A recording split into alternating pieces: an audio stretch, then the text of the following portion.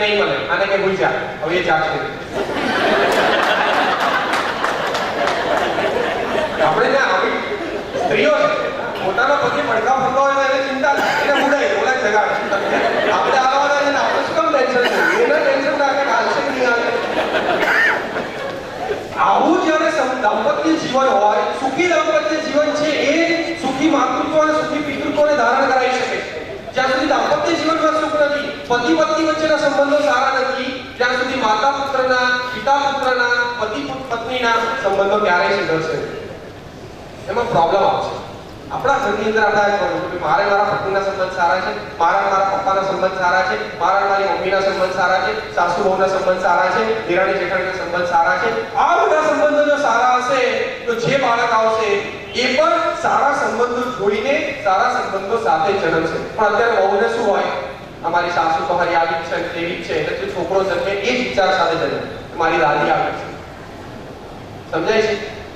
અને આ વિચારો દ્વારા જ આપણે અત્યારે વિભક્ત કુટુંબ તરફ પ્રયાણ કર્યું છે. સંયુક્ત કુટુંબમાંથી આપણું કલ્ચર કેવું થઈ ગયું છે? હવે વિભક્ત કુટુંબ. ભાઈ હું મારો છોકરો, મારી વાઈફ, બસ મમ્મી પપ્પા જુદા રહે, આ જુદા રહે, બધા જુદા રહે, મારે મારા ઘરે રહેવું. એનું કારણ છે આ કલ્ચર આપણે સંસ્કારોની અંદર બાળકોને આપેલું છે. નેક્સ્ટ માનવ જીવનનો પાયો છે. નેક્સ્ટ આ બધી વાત આપણે અત્યારે કરી ચૂક્યા છે. નેક્સ્ટ પૂર્વ તૈયારી. હવે જો આપણે થોડું કોન્સન્ટ્રેટેડલી શું કરવાનું છે એની વાત કરીએ. પૂર્વ તૈયારી શું જરૂરી છે શ્રેષ્ઠ સંતાન માટે? નેક્સ્ટ તો પાત્ર પસંદ. મનુસ્મૃતિની અંદર પણ પાત્ર પસંદગીની વાત આવે છે. શ્રેષ્ઠ આત્માનું આહ્વાન કરવાની વાત આવે છે કે સારો આત્મા આપણા ગર્ભની અંદર આવે. મેં તમને જે પહેલા દર્શન આપ્યું અભિમન્યુનું, જો મહાભારત તમે બરોબર વાંચ્યું હોય તો તમને ખબર હશે કે એક્ચ્યુઅલી કૃષ્ણ ભગવાન એક રાક્ષસને મારી એનો આત્મા ડબ્બામાં પૂરી લેતા આવ્યા હતા. અને ઘરે આવીને એમને કીધું કે આ ખોલતી નહીં. અને આપણે જાણીએ કે આપણા હસબન્ડ કે આપણો ભાઈ કે કોઈ બી હોય એ ઘરે કંઈક લાવે ને એમને કે આ ખોલતી નહીં, શું થાય? મનમાં ચડવાનો ચાલે, શું લાયા. અને જીવા હસબન્ડ બહાર ગયા એટલે આપણે તરત ખોલી દીધું.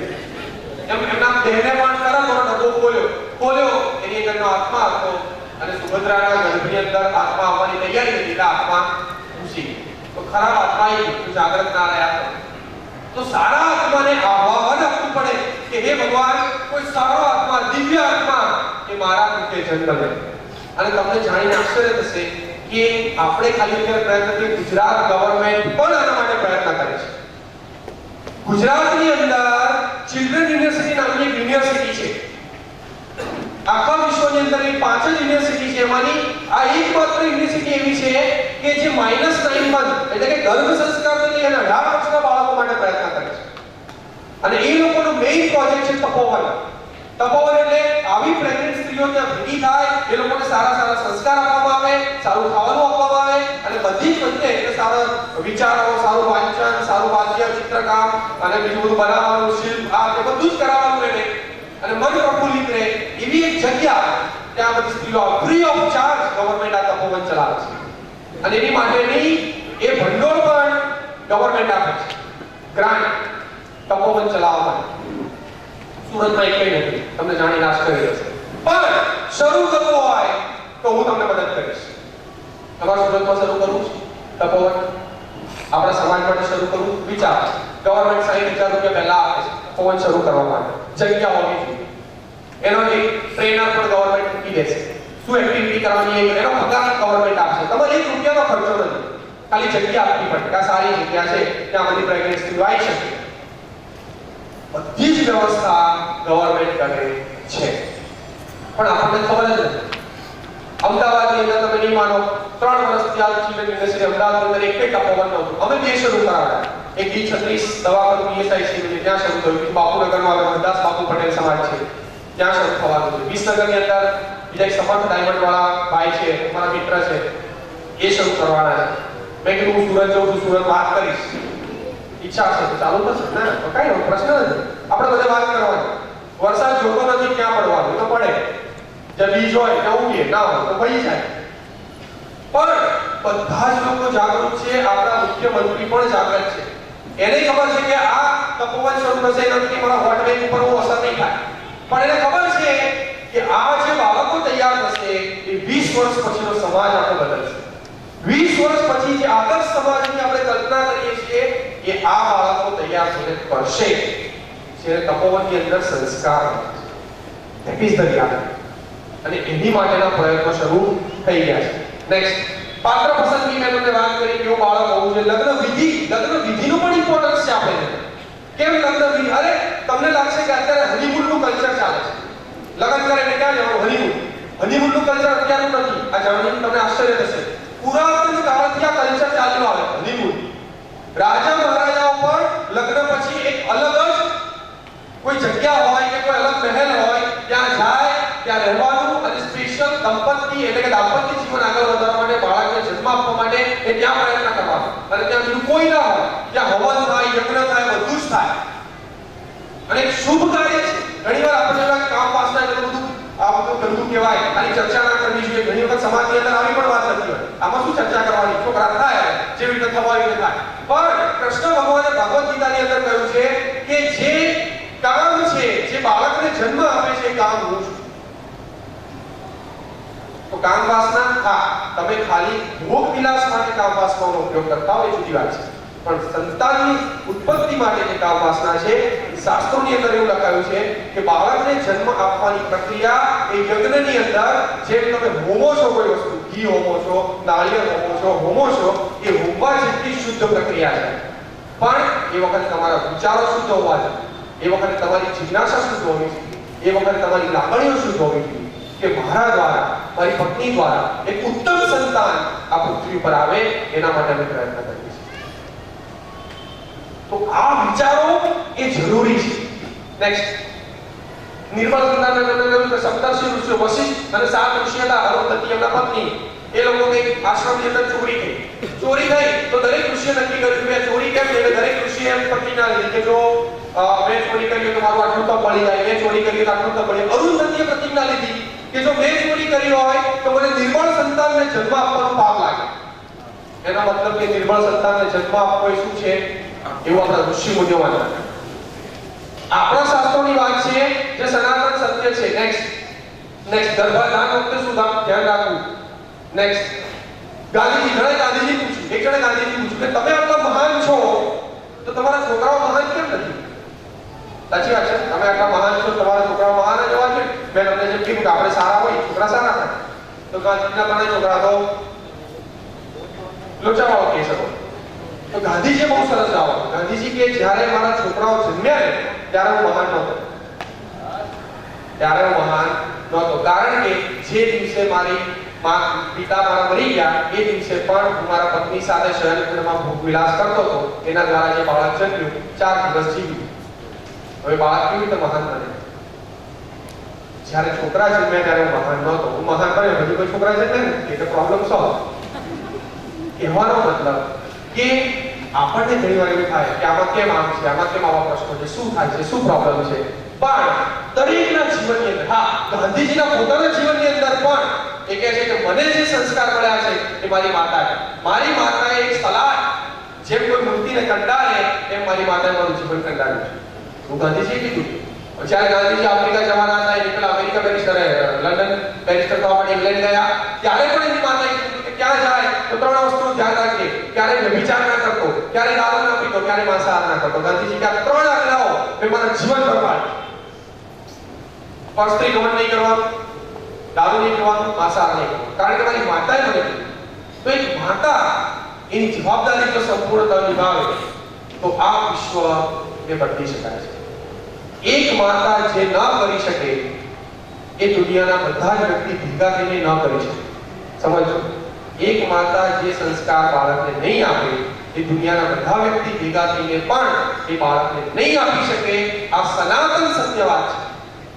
એટલે એકમાત્ર જવાબદારી માતા અને પિતાની છે બાળકને સંસ્કાર આપવાની. નેક્સ્ટ, રાજા દશરથ આપણે જાણીએ છીએ 3 પત્ની હતી પણ યજ્ઞ કર્યો બાળક માટે. જો આ બધી વિધિ છે, લગ્નમાંથી જન્મ આપવા માટેની પણ વિધિ છે. યજ્ઞ કર્યો. દિલીપ રાજાએ મહર્ષિ વશિષ્ઠના આશ્રમમાં ગાયનું દૂધ પીને તપ કર્યું, ત્યારે એમને ત્યાં પુત્ર પ્રાપ્તિ થઈ. કૃષ્ણની વાત આપણે કરી, કૃષ્ણ અને રૂકમણીએ પણ તપ કર્યું. નેક્સ્ટ, મહાપુરુષો પણ શું કહે છે? હા, ડોગરેજી મહારાજ કહેતા કે પતિ પત્ની સંયમ ના રાખે તો બગડેલી પ્રજા ઉત્પન્ન થાય. પતિ પત્નીએ સંયમિત જીવન જીવવાનું. એ સંયમિત જીવન જીવશે તો સારી પ્રજા આવશે, નહીં તો બગડેલી પ્રજા જ આવવાની છે. એમાં વિવેકાનંદ કહેતા કે જો બાળકો બેદરકારીની ક્ષણોમાં દુનિયામાં સરકી પડે તો એમની પાસેથી શું આશા રાખવાની? માતા પિતાની બેદરકારીથી જે બાળકોનો જન્મ થઈ જાય છે એ બાળકો પાસેથી કોઈ આશા રાખવાની જરૂર નથી. વિવેકાનંદનું બહુ સરસ વાક્ય છે, તમે મને 100 નચિકેતા આપો, હું આખી દુનિયા બદલી નાખીશ. આમાં વિવેકાનંદની મહાનતા નથી, આમાં નચિકેતાની મહાનતા છે. 100 નચિકેતા મળવા જોઈએ અને નચિકેતાને જન્મ આપવો એ માતાના હાથમાં છે. આપણે ત્યાં એક ઋષિ થઈ ગયા અષ્ટાવક્ર, તમે નામ સાંભળ્યું હશે. એના આખી અંગ માતા માતાના ગર્ભની અંદર હતા. માતા અને પિતા, પિતા એના ઋષિ હતા. ઋષિ પિતા બધા શ્લોકો બોલે શીખી ગયા. હવે એક દિવસ એક શ્લોક બોલતા બોલતા એના પપ્પાને ભૂલ પડી બોલવામાં. ભૂલ પડી એટલે અંદર ગર્ભમાં રહ્યા અષ્ટાવક્રએ એના પિતાને કીધું પપ્પા આમ નહીં આમ બોલાય આ શ્લોક. એટલે એના પપ્પા કહેતા હજુ તો જન્મ્યો નથી તું મને શીખવાના આવે. દરેક બાપને એવું થાય મને શીખવાના આવે. અને ઋષિએ શ્રાપ આપ્યો કે તું મારો વાંક કાઢે છે, જ્યાં તારા 8 અંગ વાંકા હશે અને અષ્ટાવક્ર 8 અંગે વાંકા જન્મે. પણ કહેવાનો મતલબ શ્રાપ એટલે કે આપણા દુર્વિચારોની અસર પણ બાળક ઉપર થાય છે. અને એ ઋષિ શ્લોકો બોલતા હતા, એ શ્લોક અષ્ટાવક્ર શીખ્યા તો આપણા શુભ વિચારોની અસર પણ એ બાળક ઉપર થાય છે. આપણે ખરાબ વિચારીએ તો એની અસર પણ બાળક ઉપર થશે. તમે વિચારો છો એની અસર થશે, 100% થશે. એમાં ફીડબેક ગમે તેમ થઈને પણ એ અસર પહોંચે, કારણ કે આપણા વિચારો એ બ્રહ્માંડમાં પહોંચે છે. એની અસર તમારા બાળક પર થવાની છે. નેક્સ્ટ, ઉચિત સમય. કયા સમયે તમારે આ બાળક પ્રજનન પ્રતિના કાર્યમાં જોડાવવું એ પણ જરૂર છે. આપણા શાસ્ત્રોની અંદર એનો સમય આપેલો છે. નેક્સ્ટ, કશ્યપ ઋષિને 2 પત્ની હતી, દિતિ અને અદિતિ. દિતિ દ્વારા જે પણ પુત્રો જન્મે બધા રાક્ષસ, અદિતિ દ્વારા જન્મે બધા દેવ. કેમ આવું થયું? કારણ કે દિતિ હતી એ સાંજના સમયે એના પતિને કહે કે હવે આપણે બાળકને જન્મ આપવા માટેની પ્રક્રિયામાં જોડાવું છે. એના પતિ સમજાવે કે ભાઈ અત્યારે આ સમય ઉચિત નથી. સાંજના સમયે સૂર્ય અને ચંદ્ર બંનેનું બળ નિર્બળ હોય, સૂર્ય પણ આસ્ત થવાના આરે હોય, ચંદ્ર ઉગ્યો ના હોય, એની અસર બાળકો પર પડે. જીત કરે પણ તે પુરુષ તો સ્ત્રી આગળ હારી જાય અને જે બાળકો જે પહેરાક્ષ સમયની કેટલી અગત્યતા છે. બાળકને જન્મ આપવાનો ઉચિત સમય કયો છે? રાત્રિના સમયે, સવારનો વહેલો સમય. આ સમય પણ દિવસો, પૂનમ, અમાસ અથવા બીજ, ત્રીજ, ચોથ, સારા ચોઘડિયા, ખરાબ ચોઘડિયા, આ દરેક ઘણા લોકો એમ કે આની શું અસર થાય? જ્યોતિષ શાસ્ત્રની પણ અસર થાય છે. જો આપણે સાયન્સ સાથે પૂર્ણ જોડાયેલા છે પણ એમ કહેતા કે જ્યોતિષ શાસ્ત્રની અસર નથી. ઘણા લોકો એમ કે ગ્રહોની શું અસર થાય? સાચી વાત છે, ગ્રહોની શું અસર થાય? હું તમને સિમ્પલ વસ્તુ કહું કે સૂર્ય ના હોય તો જીવનમાં શું થાય? જીવન ચાલે? સૂર્ય ના હોય ના ચાલે. કેમ? શક્તિ કોણ આપે છે? સૂર્ય. એ શક્તિ આપણને દેખાય છે કારણ કે પ્રકાશના સ્વરૂપમાં આપણી પાસે આવે છે. એમ ચંદ્ર, બુધ, શુક્ર, આ દરેક ગ્રહોમાંથી કંઈક ને કંઈક વેવ્સ તો નીકળે જ છે જે આપણને દેખાતા નથી પણ એની અસર આપણા જીવન ઉપર એ કરે જ છે. બાળકના જીવન ઉપર પણ કરે છે. પણ તમે ગ્રહોથી બચવા માટે વીંટી પહેરો, તમે હવન કરાવો, એ બધું ખોટું. એની અસર છે, સારી અસર, ખરાબ અસર, એની અસરો છે પણ એના વીંટી પહેરવાની અસર જતી રહે. એમાં કેટલું સાતત્યતા છે આપણે નેક્સ્ટ, મનની અવસ્થા, કેવું મન છે એ પ્રમાણે પણ આપણે જાણીએ છીએ ભગવતની અંદર અને મહાભારતની અંદર વિચિત્રવીર્ય અને એના જે સંતાન વિચિત્રવીર્ય મરી ગયો, એની 2 પત્નીઓ હતી. કોણ? અંબાલિકા અને અંબિકા. અંબા તો પહેલાની જતી રહી છે, પછી શિખંડી થયા. પણ અંબાલિકા અને અંબિકા આ બંને પત્નીઓ, હવે સંતાન કેવી રીતે જન્મ થાય? પતિ તો મરી ગયો. તો એ વખતે વેદવ્યાસજીને સ્પેશિયલી બોલાવવામાં આવ્યા અને વેદવ્યાસજીએ આંખો દ્વારા, નયનથી, દ્રષ્ટિથી, નિયમ પદ્ધતિ દ્વારા એમને સંતાનનું સુખ આપ્યું. પણ વેદવ્યાસજી એમનું શરીર છે એ થોડું આમ વિકરાળ, દેખાવમાં હારા હેન્ડસમ નતા. તો વેદવ્યાસજીને જોઈને જ્યારે અંબિકા વેદવ્યાસજીને જોયા ડરી ગઈ. તો એનો જે બાળક જન્મ્યો પાંડુ, એકદમ પાંડુનો પીળો પડી ગયો.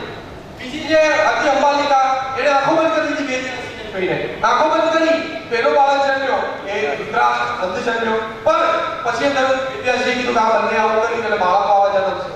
પહેલેથી જ કહી દીધું. એ કહેતો હવે કે ત્રીજી ટ્રાય ઓલી લેવાની હતી લઈ લો. તો દાસી હતી, દાસી મોકલી કે ભાઈ તું દાસી એકદમ વેદ્યાસી સામે હાથ જોડી બેસી ગઈ અને એકદમ સારી રીતે વેદ્યાસીની સામે દ્રષ્ટિ કરી અને એને જે બાળક છે તે લીધું જાણી છે. તો મનની સ્થિતિ બાળકને જન્મ આપતી વખતે માતાની મનની સ્થિતિ કેવી છે એ કેવી સ્થિતિમાં ઘણી વખત અત્યારે